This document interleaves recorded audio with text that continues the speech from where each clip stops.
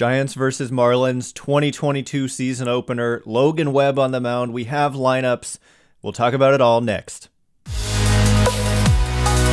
You are Locked On Giants, your daily San Francisco Giants podcast. Part of the Locked On Podcast Network, your team every day.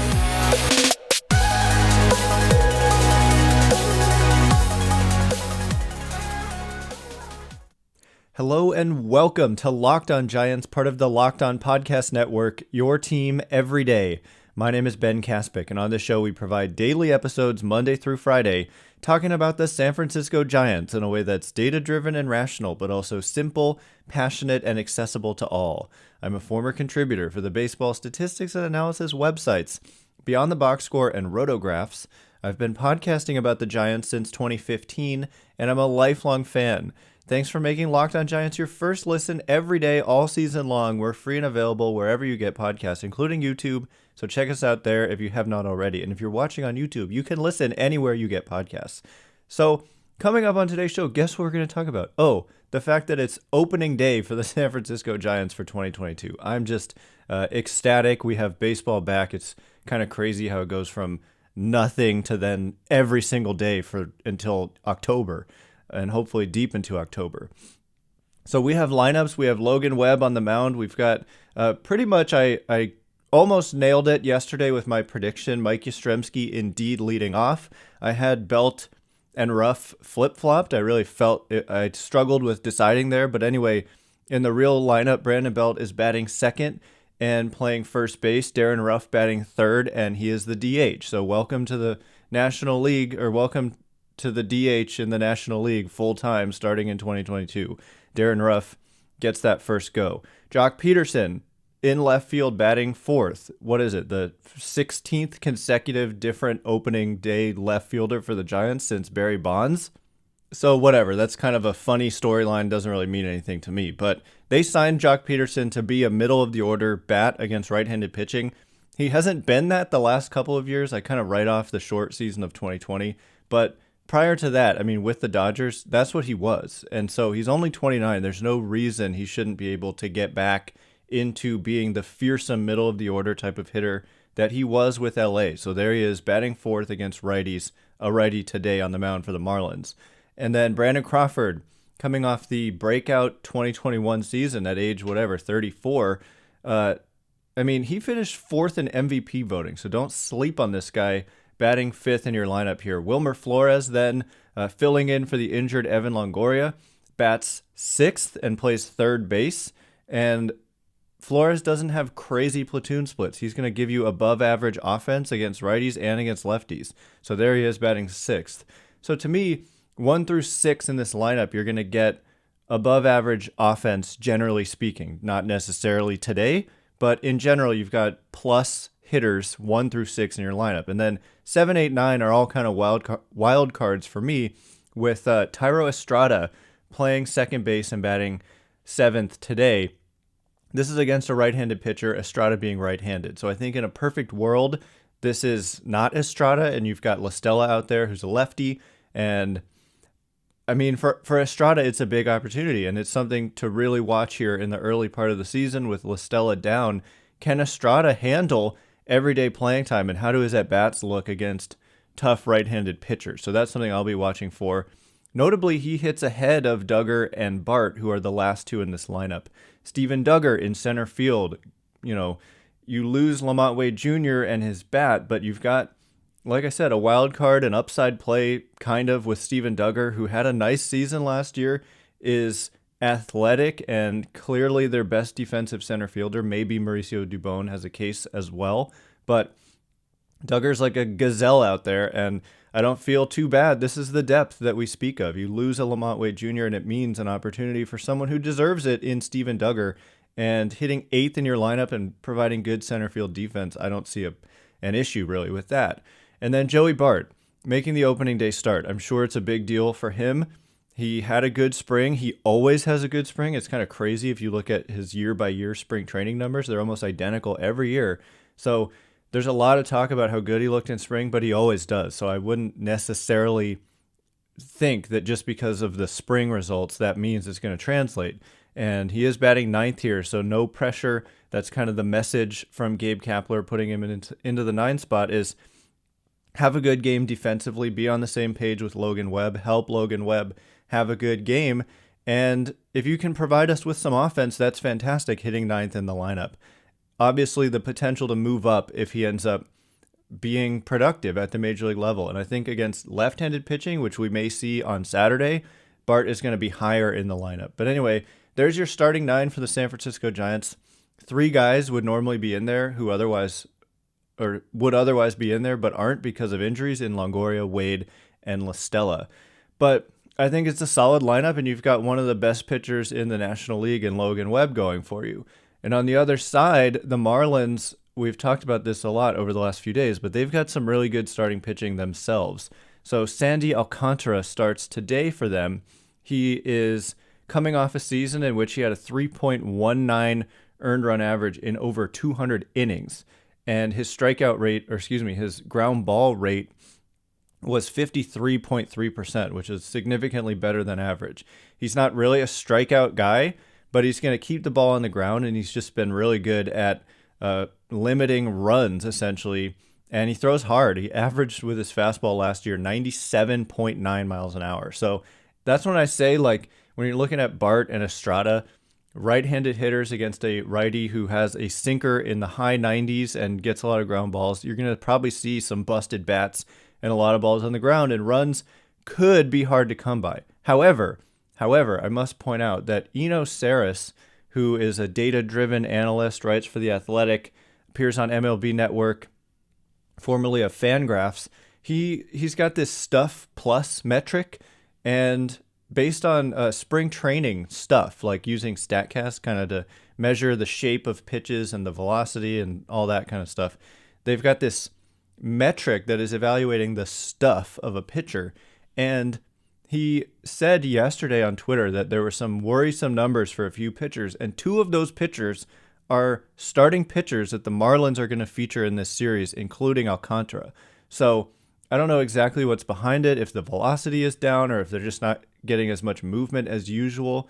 But Pablo Lopez, who I think we're going to see on Sunday, and Sandy Alcantara, who we see today, rank in his most worrisome Stuff Plus category, at the Stuff Plus being 84 and 85. So I think like 15 points below average stuff. So we'll see.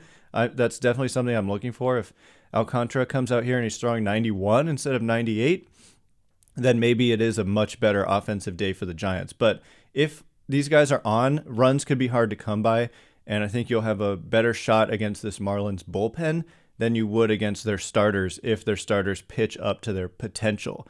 So coming up next, I want to kind of set the stage for the season. I'll talk about predictions, where I think the Giants' record is ultimately going to be. Are they going to make the playoffs?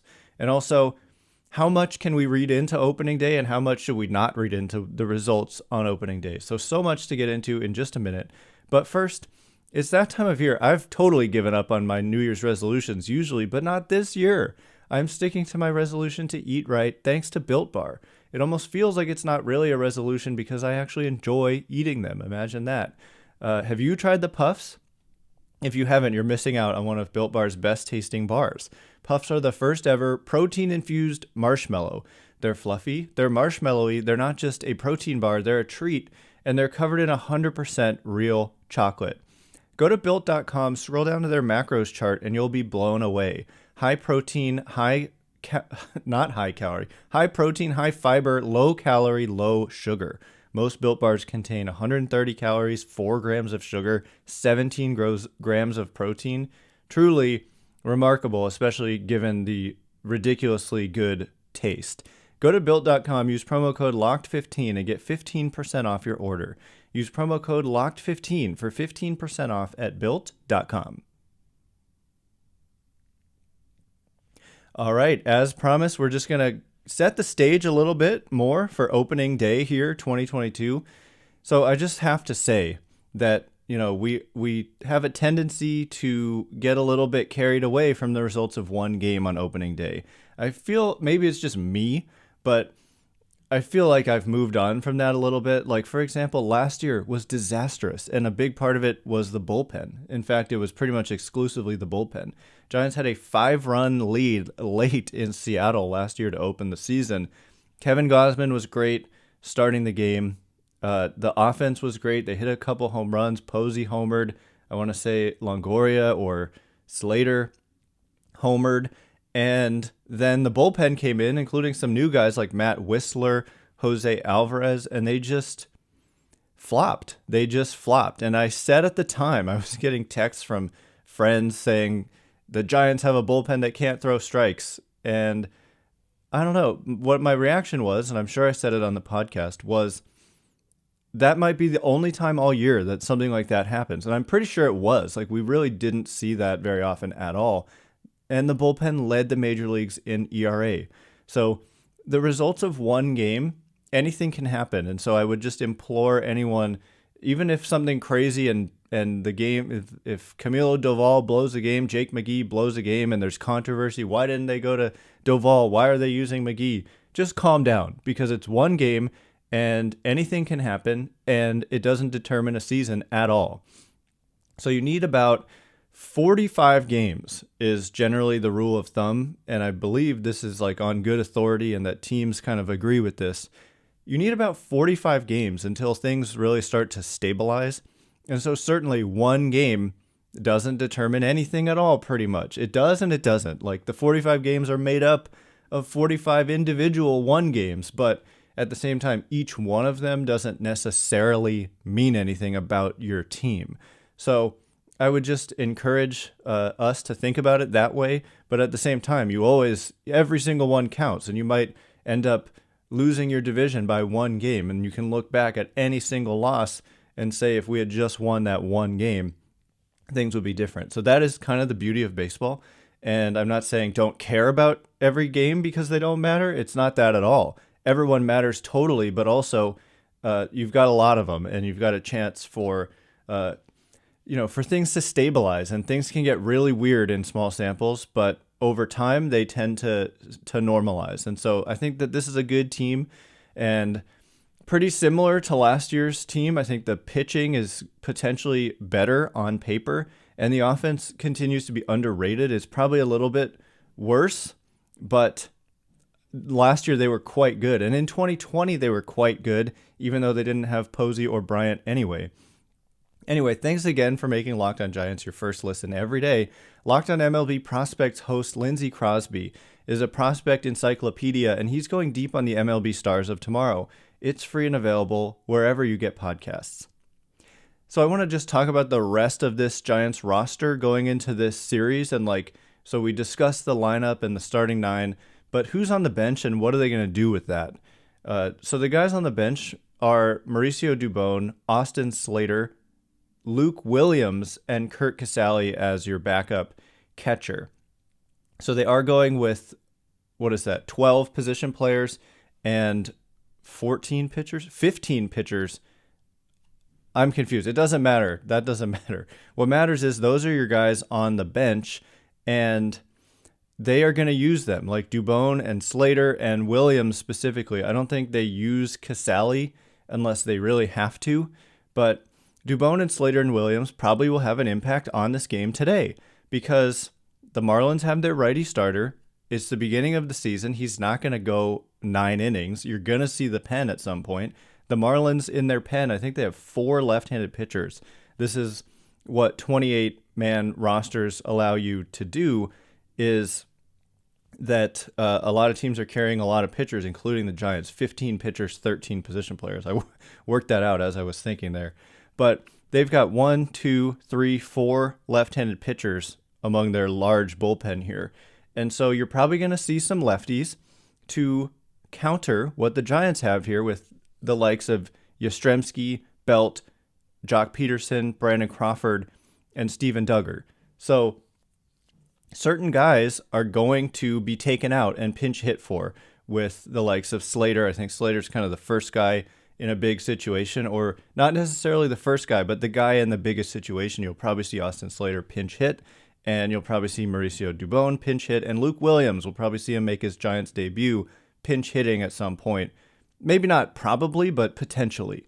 And so that's the way that the Giants use their offense. They don't really have a starting 9 and then bench players who just like shouldn't see the field unless there's some kind of issue, but they use them. So when there's a pitching change, they bring these guys in.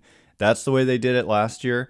That's the way they're going to do it again this year. And it's led to some underrated results and production that a lot of people on the outside wouldn't have seen coming. So that's the reality of it. And coming up next, I want to talk about the predictions I have for the 2022 season. What is the Giants' record ultimately going to be? Will they make the playoffs? Remember, there's expanded playoffs, so we'll talk about how that plays into it. And we'll give World Series predictions as well. So stay tuned for that. But first, betonline.net is your #1 source for all your sports betting needs and info. Find all the latest sports developments, including this week's Masters Championship odds, podcasts, and reviews for all the different leagues this season. BetOnline is your continued source for all your sporting wagering information, including live betting, esports, and scores. A lot of Giants props up there right now. You can take a look on over-under home run totals for Brandon Crawford, strikeout totals for Logan Webb, Carlos Rodón maybe being a little bit underrated. Rodón is a potential strikeout machine if he's able to stay on the field, so I would take a look at that. Head to the website today or use your mobile device to learn more about the trends in action. Bet online, where the game starts.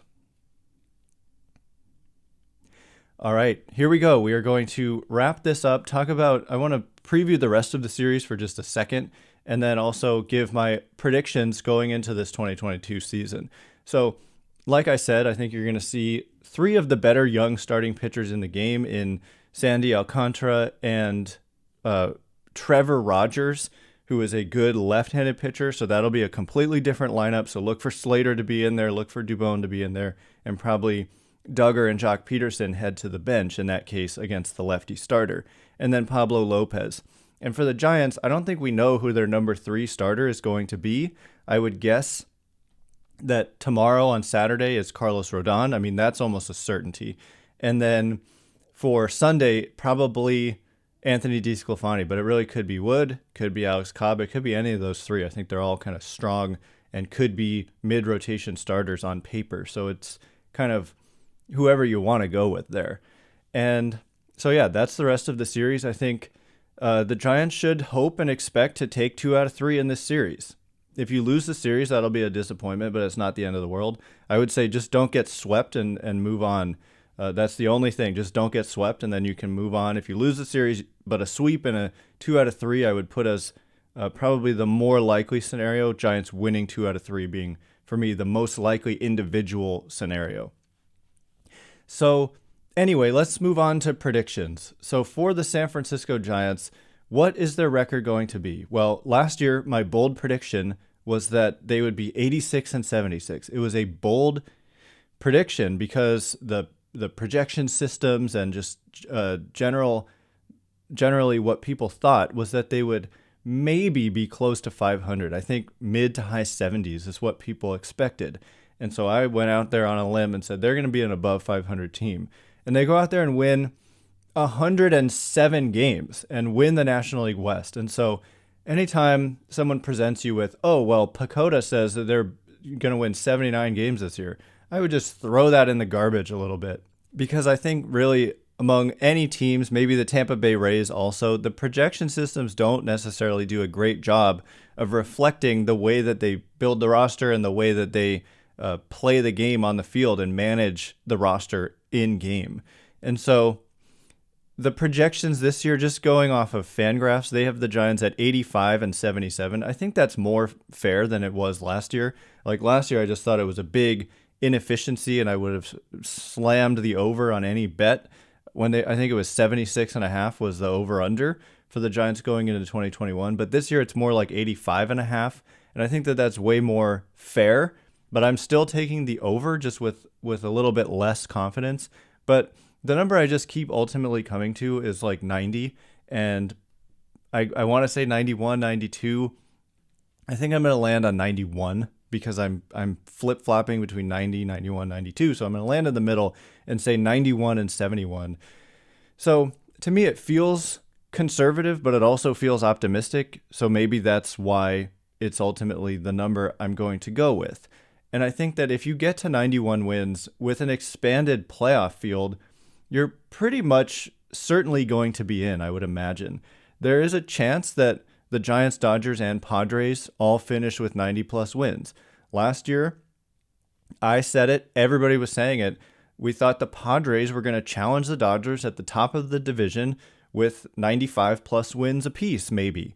And instead, the Padres flopped and were below 500. And last night, to kick off their season, the Padres blew a 2-run ninth-inning lead against the Arizona Diamondbacks, who lost, if I'm not mistaken, 110 games last year. So talk about, a tough start to the season and one that their fans are probably overreacting to.